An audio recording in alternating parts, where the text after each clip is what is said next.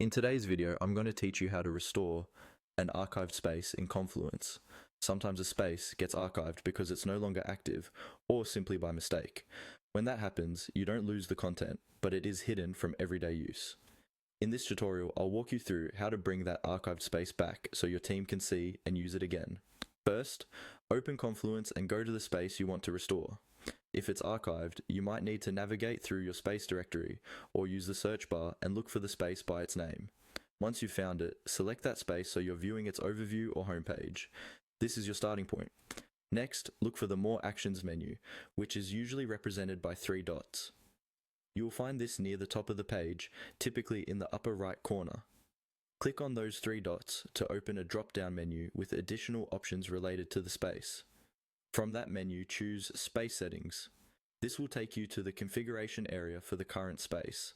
You'll need the right permissions to access this section, so if you don't see the option, you may need to contact a space admin or Confluence administrator.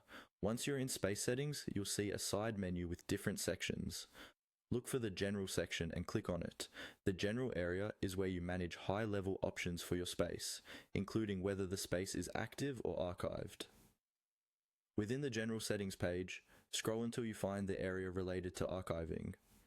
Here, you will see an option that was previously used to archive the space.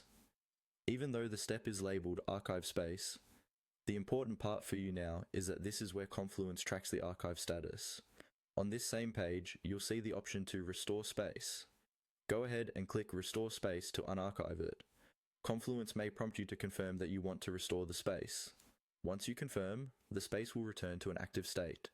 After restoring, your space will behave like any other active space again. It will appear in search results in the space directory.